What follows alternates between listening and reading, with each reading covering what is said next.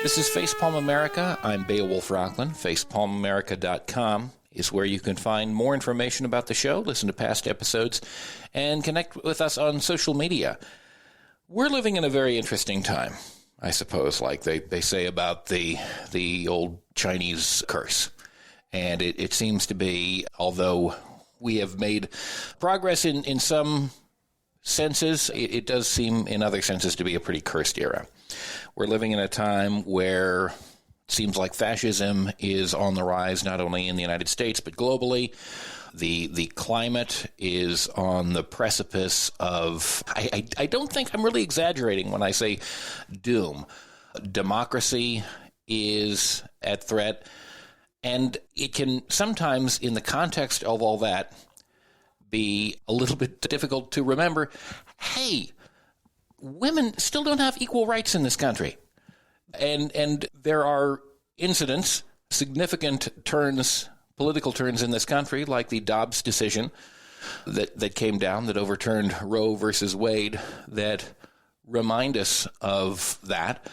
And yet, on a large and organized way, at least that is recognized in the media and that is followed through on by policymakers in our government, there doesn't seem to be any, decided, focused reaction to that. And that's disturbing to me. And I suppose that's one of the reasons why I wanted to go back and talk about the history of the feminist movement. There is a book out now called The Women of Now, How Feminists Built an Organization That Transformed America, the now of the title being, of course, the National Organization for Women. The author is Catherine Turk. She is also an associate professor of history and adjunct associate professor for women and gender studies at the University of North Carolina. Catherine Turk, welcome to Facepalm America. Thank you so much for being here. Well, thanks so much for the invitation. I'm delighted to join you. Thank you. And so NOW was formed in 1966, and 2023 is a better time overall for women in this country. It seems to me, and feel free to correct me if I'm wrong. It seems like there were more challenges to overcome, more built-in structural biases, more pervasive cultural stereotypes, and yet in 1966 things were seeming to move in a different, more positive direction. In 2023, things seem to be moving in a different, more negative direction. What was the context in which NOW was created, and who were the folks that came together, and why at that particular time was it felt that there was a need for an organization like this? And if a long answer is fine, because there are a lot of reasons. Yes, I think you're absolutely right that for all the challenges that women face today, and of course, women are and have always been as diverse as the nation itself. So when we talk about women, we always have to think about, which women. Right. But certainly in general, things were worse in the mid-1960s than they are today. I think you're right that the kind of misogyny, sexism, discrimination that was built into American law, American politics, American life, and the kind of casual misogyny and harassment that women faced, right? Unequal pay, a complete lack of access to abortion in this country for the most part. And we could go on and on and on. Lack of opportunities for education, for equal employment, for equal participation in politics, you name it. And that was a very old problem. Yeah. What's different in the mid-1960s is the presence of really strong social movements rooted in class-based solidarity. So the labor movement is quite robust at the mid-century. And of course, the civil rights movement is making some of its greatest strides from the mid-50s until the early to mid-1960s. So there's and there's also the kind of Cold War context that implies, America is the greatest democracy in the world. It's the greatest place to live. You can carve out any life for yourself that you want, pursue the American dream, and social mobility will carry you where you want to go. Right. And so many women felt painted out of this optimistic portrait of America and saw that there was a real contrast between the kinds of messages that Americans received about what they could be, what they could aspire to, who they could be, who they were, and the realities that were sort of held out for even the most privileged women among those living in this country at that time. There's also a strong sense that group-based solidarity can make real changes in American life. And so the founders of NOW, who come together in 1966 to build this new organization that aspires to be a kind of interest group, or they call it a civil rights group that can speak for women, starts to see that, you know, women are active in all different political and social and cultural causes. They're prominent in the labor movement, prominent in the civil rights movement. And yet they're still not given equal roles to lead and to define the agenda. And there are women working in government too, who see that even as new legal protections for working women, for example, to protections for gender equality in the workplace, the folks who are supposed to be enforcing those new provisions are not really taking them seriously. And in fact, they're kind of joking about it. The idea that a woman could aspire to do really much of anything on equal terms with a man was laughable to many folks. And so this broad collective of women who came from all these different walks of life, and I could say more about all their different backgrounds. I mean, some of them we know quite well. You've likely heard of the author of The Feminine Mystique, Betty Friedan. You may have heard of the attorney and civil rights and labor activist, Pauli Murray, who's had a couple of really terrific biographies come out in the past couple of years. But there were dozens of other women and also men who came from many different backgrounds and decided that the time was right for women to organize together as a kind of class, as a broad group, and press for changes in many different directions at once. And so that's what they set out to do. To what degree? I'm wondering really how this coalesced. To what degree did inspiration come from the civil rights movement and other, as you say, class movements in the United States at that time? If memory serves me, The Feminine Mystique came out in 63, 64, something. Exactly, 63. Okay. Yep, 63. Yeah. And so what was it that brought these women together? And tell us something about the diversity of this group at this particular time in Washington, D.C. to create this organization, and also initially at the very start, what were their immediate goals?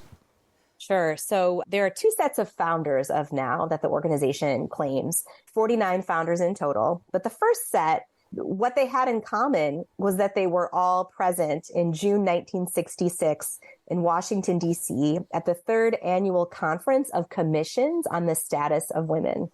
And this was a Kennedy-era initiative to court women's votes, but also bring about a kind of broader equality than the nation had known before, to attract high-profile women like Eleanor Roosevelt to Kennedy's side as he's campaigning for president.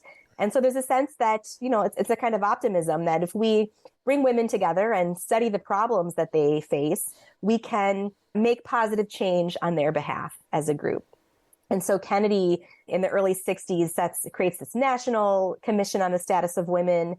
And within the next couple of years, almost all of the states create their own commissions on the status of women. And those commissions are, relatively uniform in the sense that the women who are part of them are well established in some kind of careers, but they come from all different kinds of careers. So there were healthcare workers, there were women from the labor movement, there were educators, there were religious women, all different women from across the different states who were part of these commissions. And then they would gather once a year in Washington, D.C. for their national conference of commissions on the status of women. So what they have in common is that they are organization people. They are people who believe in the power of structures, enduring structures that form institutions that are meant to endure beyond any one generation of participants. And in fact, those women who set up NOW at the at that conference, and I can say more about that. I mean, they set up structures that are so durable. They're still here almost 60, 70 years later. So that's really saying something if you consider that many of the other organizations or collectives that came out of feminism in this same era only lasted a couple of years because they didn't have those kind of enduring structures that could sustain through the good times and the bad times, through all the times. Yeah. So there were some women, especially working in the federal government at this point, who were part of that conference and saw that federal government officials who were supposed to be enforcing new laws related to workplace equality for a number of categories, but including race and gender, among others, were really giving priority to certain claims, especially claims related to race discrimination, and letting the claims related to women's workplace inequalities and their concerns about the workplace, letting those kind of fall to the side, or sometimes siding with the companies. For example, siding with the newspapers who wanted to continue dividing job advertisements by sex. So help wanted men, help wanted women, thinking, well, maybe that the newspapers argued this was a business prerogative. And also, they could decide how they organize their jobs, but also that it's a convenience for newspaper readers, that it's just easier rather than paging through all of these ads. Go to the section of the paper that advertises the jobs that are, suited for you and that are, more likely for men or women to do. And it's hard to imagine a time all those decades ago where a common place to look for a job was the newspaper. But in fact, that was the first place most folks would go to look for a job. I am just barely old enough so that when I got out of college, that is indeed the first place that I went, to the classified section of the newspaper. And it boggles my mind. I've never heard it before, that at one point it was divided into a male and female section. That's just bizarre. Mm-hmm. Yeah, and that subdivided paper, right, which maybe seems innocent enough, that was just a preview to the kind of segmentation and segregation that the American workforce had at that point. And of course, that was all stratified by race as well. So all these different women from the state commissions come to this conference, and these women from DC have a kind of a plan, and they've got Betty Friedan and Pauli Murray as part of this plan too, that they're going to break away from the conference and get all of these ambitious women, all these organization women together to form a pressure group that's going to break the long time kind of tacit bargain between women in government and sort of federal elites that sort of saw those women kind of carving out compromises and currying favor. And instead, they decide that they're going to pressure those officials. And they ask the conference organizers if perhaps they could lay out a few demands for President Johnson. And, as a conference, and the organizers said, no, we're part of his administration. And also we don't want to tick him off.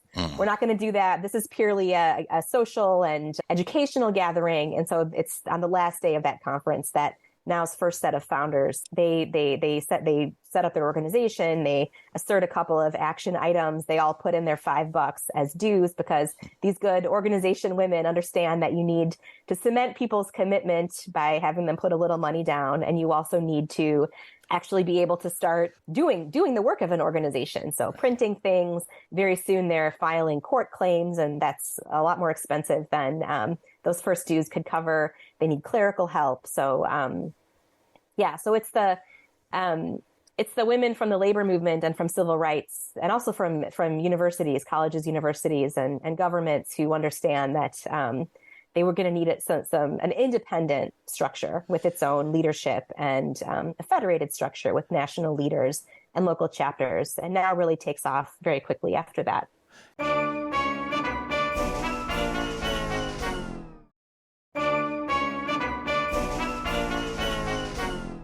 Given that these are, as you say, organization women, even if there's sort of a break-off section of these organization women, did that fact give them any more access to the existing power structure than they might have had otherwise, and were they able to use that leverage? Absolutely. So some of the founders of NOW work for the federal government, and they sign up and set up the organization, but they don't take on leadership roles. Instead, they're members kind of somewhat secretly, but they're feeding information to the NOW women who are the leaders and who are really out